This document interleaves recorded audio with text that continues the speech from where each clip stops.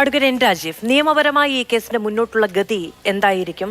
നമ്മൾ ഓരോ കേസ് വരുമ്പോഴും അല്ലെങ്കിൽ ഓരോ ശിക്ഷയും നിയമവ്യവസ്ഥ പുറത്ത് വിടുമ്പോൾ ഇനിയൊന്നും ഉണ്ടാകരുത് എന്നാണല്ലോ നമ്മൾ ആവർത്തിച്ച് പറയുന്നത്. ഓരോ ചർച്ചയിലും നമ്മൾ ഭാഗഭാക്കാകുമ്പോൾ ഇനിയൊന്നും ഉണ്ടാവരുത് എന്ന ജാഗ്രതയും മനസ്സുമാണല്ലോ നമുക്കുള്ളത്. പക്ഷെ അത് ആവർത്തിക്കുന്നു എന്നുള്ളത് ഒരു സാമൂഹ്യ യാഥാർത്ഥ്യവുമാണ്. അങ്ങനെ ശക്തമായൊരു സന്ദേശം നൽകാൻ ഈ കേസിലൂടെയെങ്കിലും നമുക്ക് കഴിയുമോ?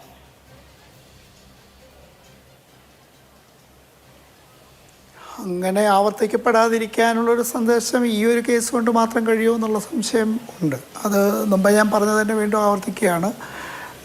കുട്ടികളുമായി ബന്ധിച്ച് വരുന്ന വിഷയങ്ങൾക്കെല്ലാം മറ്റെന്തെങ്കിലും ജാതിയുടേതായ മറ്റേതെങ്കിലും തരത്തിലുള്ളതായ വേർതിരിവുണ്ടെന്ന് ഞാൻ കരുതുന്നില്ല. എൻ്റെ മുമ്പിൽ CWC ചെയർമാൻ എന്നുള്ള നിലയ്ക്ക് എൻ്റെ മുമ്പിൽ വരുന്ന വിഷയങ്ങളെ അത് എൻ്റെ കുട്ടിക്ക്, എനിക്ക് 2 പെൺമക്കളാണ്, എൻ്റെ മകൾക്ക് ഉണ്ടായത് ആണെങ്കിൽ എന്നുള്ള നിലയ്ക്ക് കാണാനാണ് ഞാൻ ആഗ്രഹിക്കുന്നത്. കാരണം അത് അത്തരത്തിൽ നിന്നുകൊണ്ട് അതിനെ പരിഹരിക്കാനും ഇടപെടാനുമാണ് ഞാൻ ഓരോ വിഷയത്തിലും ശ്രമിക്കാറ്. അപ്പോൾ അതൊരു പൊതുചിന്തയായി മാറണമെന്നൊരാഗ്രഹവും എനിക്കുണ്ട്. അത് എത്ര പേര് അങ്ങനെ എടുക്കുന്നു എന്നുള്ളത് നമുക്ക് പൊതു ഇടങ്ങളിലൊക്കെ വാചാലമാകാനും ഒക്കെ തന്നെ പറ്റും. ഇപ്പോൾ പറയുന്ന ആദർശത്തിൻ്റെയും പറയുന്ന എന്താ പറയുന്നത് നയത്തിൻ്റെയും ഒക്കെ ചെരുപ്പ് വീട്ടുവാതിക്കൽ അഴിച്ചു വെച്ച് അകത്ത് കയറുന്നവർ എന്നൊരു ചൊല്ലുണ്ടല്ലോ. എന്ന് പറഞ്ഞ പോലെ അതല്ലാതെ എല്ലാവരും മാറട്ടെ, എല്ലാ കുടുംബത്തിൻ്റെ രക്ഷകർത്താക്കളും കുടുംബങ്ങളും ഒക്കെ മാറുന്ന ഒരു സാമൂഹ്യ വ്യവസ്ഥ സമൂഹമാകെ മാറുന്ന. അത് തന്നെയാണ് തുടക്കത്തിൽ പറയുകയും ചെയ്തത്. പല കുടുംബങ്ങളുടെ നാഥന്മാരാണല്ലോ, പല കുടുംബങ്ങളിലെ പ്രിയമുള്ള മക്കളാണല്ലോ, പല കുടുംബങ്ങളിലെ പെങ്ങന്മാർ ഉള്ളവരാണല്ലോ ഇവിടെ വേട്ടക്കാരായി മാറുന്നത്.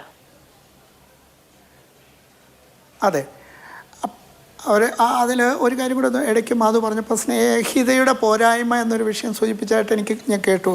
പക്ഷെ അങ്ങനെ സ്നേഹിത പോലെ ഏറ്റവും സൗഹൃദപരമായി ഈ കുട്ടികളുടെയോ സ്ത്രീകളുടെയോ രംഗത്ത് ഇടപെടുന്ന, അത്രയും അടുത്ത് നിന്ന് ഇടപെടുന്ന, ആ പേര് അന്വർത്ഥമാക്കുന്ന രീതിയിൽ ഇടപെടുന്ന മറ്റൊരു സംവിധാനം ഉണ്ടോ എന്ന് എനിക്ക് സംശയം. അത് ഞാൻ ആ സംവിധാനത്തിന് പോരായ്മ എന്നല്ല അഡ്വക്കേറ്റ് എൻ രാജീവ് പറഞ്ഞത്. അതിനിടയിൽ കുറച്ച് അതിന്റെ ഫണ്ടുമായി ഒക്കെ ബന്ധപ്പെട്ട ചില പ്രശ്നങ്ങളുണ്ടെന്നും അത് തുടരാതെ ഇടയ്ക്ക് അതുമായി ബന്ധപ്പെട്ട പ്രശ്നങ്ങളുണ്ടെന്നും കേട്ടു. ഞാൻ അതിലേക്ക് അത്ര ആഴത്തിൽ പോകേണ്ടതില്ല എന്ന് വിചാരിക്കുന്നത് ഇതിന്റെ പരിസരത്തിലെങ്കിലും സർക്കാർ അതിന് കൂടുതൽ ശ്രദ്ധ കൊടുക്കുമെന്ന വിശ്വാസത്തിന്റെ പേരിലാണ്. ശരി. മറ്റൊന്നുള്ളത്, ഈ പറഞ്ഞ നമ്മളുടെ സംസ്ഥാനത്തുള്ള സംവിധാനങ്ങളുടെ അങ്ങനെ എല്ലാം തികഞ്ഞത് എന്ന് ഞാൻ ഉദ്ദേശിക്കുന്നില്ല. പക്ഷെ അപ്പോഴും രാജ്യത്ത് ശിശു സൗഹൃദമായ ജില്ലകളുടെ കണക്കെടുത്താൽ ആദ്യത്തെ 5 എണ്ണത്തിൽ 3 എണ്ണം കേരളത്തിൽ നിന്നുള്ളതാണ്. ഒന്നാമത് കന്യാകുമാരിയാണ്, 2 തിരുവനന്തപുരം, 3 കാസർഗോഡ്, 4 പത്തനംതിട്ടയാണ്, 5 കണ്ണൂരാണ്. അപ്പോൾ അത് അങ്ങനെ നിൽക്കുമ്പോഴും ആണ് ഇത്തരത്തിലുള്ള പ്രശ്നങ്ങൾ ഉയർന്നു വരുന്നത്. പക്ഷേ ഈ പറഞ്ഞ ഈ പർട്ടിക്കുലർ കേസ് നമ്മളിപ്പോൾ ചർച്ച ചെയ്യുന്ന കേസിലുള്ള ഇൻ്റർവെൻഷൻസ് അടക്കം സ്കെയിൽ ചെയ്തുകൊണ്ടുണ്ടായ തരത്തിലുള്ള ഒരു എന്താ പറയുന്ന ഒരു ലിസ്റ്റാവാം അത്. കഴിഞ്ഞിടെ ഹിന്ദു റിപ്പോർട്ട് ചെയ്ത് വെച്ചിട്ടാണ് ഞാനിത് പറയുന്നത്. ഒരു കാര്യം കൂടെ എനിക്ക് പറയാനുള്ളത്, ഈ പറഞ്ഞ സ്കൂളുകളിൽ കുട്ടികളെ സംബന്ധിച്ച് അവർക്കുള്ള അനുഭവങ്ങളെ കൺവേ ചെയ്യണമെങ്കിൽ അധ്യാപകർ ഉണർന്നിരിക്കുമ്പോൾ ഏറ്റവും കൂടുതൽ സമയം ചെലവഴിക്കുന്നത് അധ്യാപകരെടുക്കുമ്പോൾ അവരോട് പറയാൻ കഴിയും.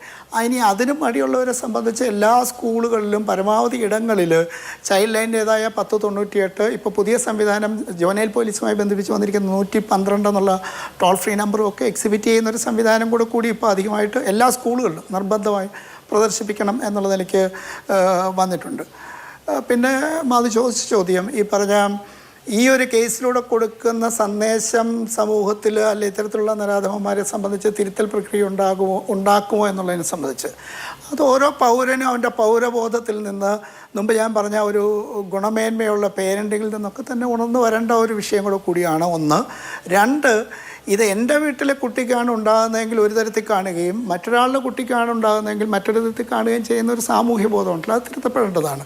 ഇതെല്ലാം നമ്മുടെ കുട്ടികളാണെന്നുള്ള നിലയ്ക്കും അയൽവക്കത്തുള്ള അല്ലെ മറ്റൊരാളുടെ കുട്ടിക്കുണ്ടാകുന്ന പ്രശ്നം നാളുകളിൽ എൻ്റെ കുട്ടിയെയും ബാധിക്കാം എന്ന ചിന്തയോടുകൂടി, ഈ സമൂഹത്തെ ബാധിക്കാം എന്ന ചിന്തയോടുകൂടി നടത്തേണ്ട ഒരു ഇടപെടൽ, ആ പൗരബോധമാണ് ഉണ്ടാവേണ്ടത്. എങ്കിൽ മാത്രമാണ് ഈ ഇത്തരത്തിലുള്ള പ്രവണതകൾക്ക് ഒരു മാറ്റം ഉണ്ടാവേണ്ടത്. തീർച്ചയായും ഈ കേസിൽ എടുക്കുന്ന കർശനമായ ഓരോ നിലപാടും നടപടികളും ശിക്ഷയും കൊടുക്കുന്ന ഒരു സന്ദേശം കൂടി ഉണ്ടെന്നുള്ളത് വസ്തുതാപരവുമാണ്.